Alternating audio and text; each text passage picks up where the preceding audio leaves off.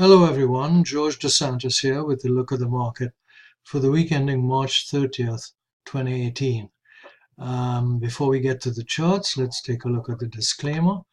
Urge you as usual to read it since I'm not a professional investment advisor and I'm not attempting to give investment advice. This is simply for educational purposes.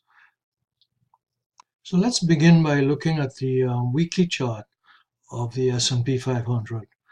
What I'm going to do is take a look at some of the bullish indications first, and then take a look at the bearish ones, and there are those. So let's start with the bullish indications. First of all, we have an A, B, C, D triangle after a very nice uptrend in January, especially this area here. But going all the way back to last year, we have a nice trend up. So it is quite possible that this ABCD triangle turns out to be a continuation pattern, meaning the trend continues, the weekly trend continues. On another bullish indication here is this bullish harami. Here is a bearish bar, red bar, and here is a doji with a very small body, and it's totally engulfed by this body here. So this is what we call a bullish harami, sometimes referred to as a pregnant woman. The other bullish indications are that, although just slightly so, the 9 EMA is still above the 30 weighted moving average, the red line above the green line. It's almost smack on top of it now, but we still have that critical point there where the 9 hasn't quite crossed below the 30. Although the 4 EMA has crossed below the 9 and the 30. So these are some of the bullish indications. The bearish indications are that we have the parabolic above the most recent bar. So the trend is still down according to parabolic. The other thing is that we have RSI 12 below the 60% line. It just hasn't crossed below the 40% line yet, and that's good. That's encouraging for the bullish position. Williams percent-R is now below 50%, and as I mentioned many times, that 50% line is a mark in the sand, is a line in the sand. Once we get above the 50% line, I'll feel more confident that this correction is over. But as of now, I really couldn't assume that, not myself anyway.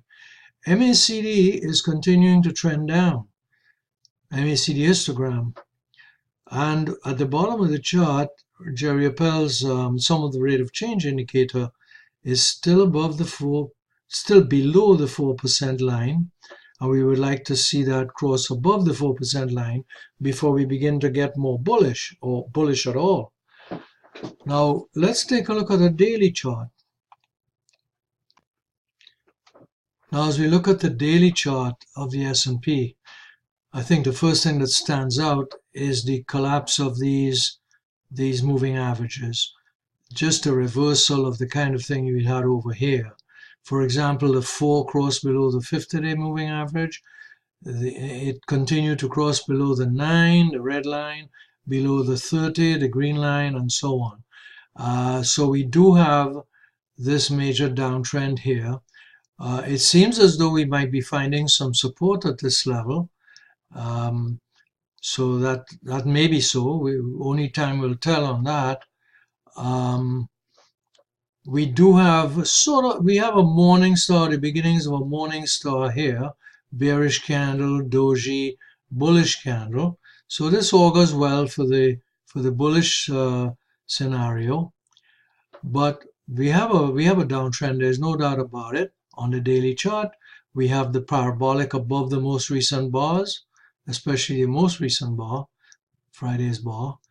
And so we're in a downtrend here. Now we have this ABCD triangle, and we have a lot of work to do to break above this upper line of the triangle. Now in the middle of the chart, we can see that RSI 12 is below 40. If it crosses above 40, That would give us a lot of indication that this downtrend is probably coming to an end or has come to an end. Williams percent R, likewise below the 50% line. We need to see this thing get above 50% for this trend to turn around and give us some more upside. MACD continuing to trend up slightly here, so that's encouraging from a bullish perspective. The other thing about MACD is that the bears, as I pointed out last weekend, bears are not as strong here as they were over here. We almost have a divergence, if you wish, although classically this low should be lower than this one for it to be a classic divergence. But we can note that the bears are quite a lot weaker here than they were over here. So let's see how it continues to develop. Now the Jerry Appel's sum of the rate of change indicator is way below the 4% line, so we still have that work to do to get above 4%. So folks, we still have a downtrend. We have a downtrend on the daily chart. We have a downtrend on the weekly chart. We have some work to do to get above those moving averages crossing above each other again. So we have to be patient. I do have some stocks. I do have a few. I have some ETFs, but I'm not really looking to buy anything much at this time. Let's look at some individual stocks. Before we go to individual stocks, let's continue with the S&P because most people are concerned, is this market going up, down, staying the same, or what? So let's take a look at some other facts here. This is the stock charts chart showing us Alex Elder's impulse indicator, the red, green, or blue bars. And what we see here is that the last bar here is blue. So according to Alex's interpretation, we are allowed to go long or short. When it's red, we are not allowed to go long. We can only go short. So this is what we're seeing on the impulse bar here. It's blue. Now, if we look at the bottom of the chart, we'll see Williams percent R had this big drop here, had this false breakout. The market had a false breakout reflected in Williams movement here, and then it's back down here again. We see the same possible divergence here of MACD. So that's what the picture looks like with the impulse bar. And here's another chart from stockcharts.com. We haven't looked at these charts in a little while, but I thought it would be wise to revisit them. What this is a chart of the difference between the number of new highs and new lows. It's a 5-day total for each bar. And what we're noticing here is that, of course, new high, new low index broke down. It broke down significantly here in late January, early in February rather, and now it's rallied and now it's back down again. So we need to see this above the 50 and the 200-day moving average. So you see we have a ways to go. Let's look at another chart. On this chart we've seen in the past, it's the S&P 100 and the percentage of those stocks that are above the 200-day moving average. And what we can see here is that it's at 52%. And unless it gets above 65, we won't feel comfortable, being fully invested again, buying stocks or buying a lot of stocks and holding them. So when we are above that 65% line here, see, we would feel more comfortable owning stocks. All right. So that's another chart that I thought we should take another look at since we haven't seen it in a while. And now for some individual stocks. Here's Apple, as we usually start with Apple. So what we have here is a bullish Harami. The body of this bar is a doji, but its body of this is totally engulfed by the bearish bar here. And this is a weekly chart. We see that the moving averages are just above each other.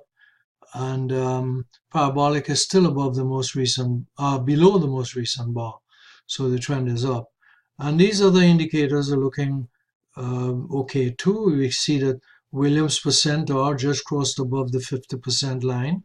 We like that.